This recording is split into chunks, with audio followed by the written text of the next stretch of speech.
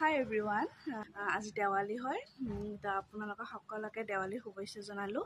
এতিয়া মন্দিৰত যাই আছোঁ। আজি কালী পূজা হয় আৰু যিটো মন্দিৰত গৈ আছোঁ যোৱাৰ আৰু এটা কাৰণ আছে, মানে মই যেতিয়া পানী লিক হৈছে মই ডক্টৰৰ ওচৰৰ পৰা আহি হস্পিটেলত এডমিট হোৱাতে মই মানে মন্দিৰটো যেতিয়া দেখিছিলোঁ তেতিয়া যে ভালে ভালে টাইমখিনি যায়, মই সেনেকুৱা মনেদি কয় এপি জ্বলাব আহিম বুলি কৈ থৈছিলোঁ আৰু সেইকাৰণে যোৱাও হোৱা নাছিল। আৰু আজি কালী পূজাও হয়, সেইটো কালি আৰু সোমবাৰো হয়। মোৰ ল'ৰাটো সোমবাৰে জন্ম পিছে সেইকাৰণে জ্বলাব যাব ওলাইছোঁ।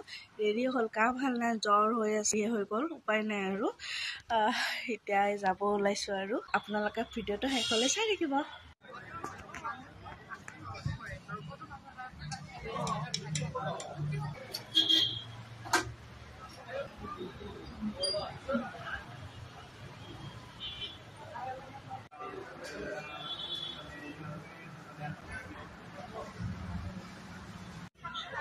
আপুনি উঠিব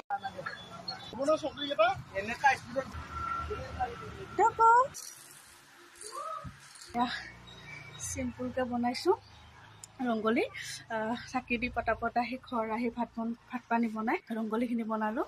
সেয়া চিম্পুল।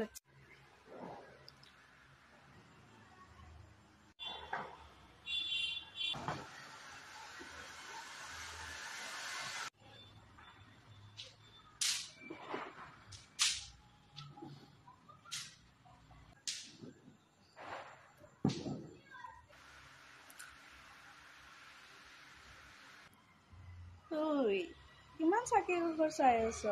এইপিনে পিছত এইপিনে চা, এইটো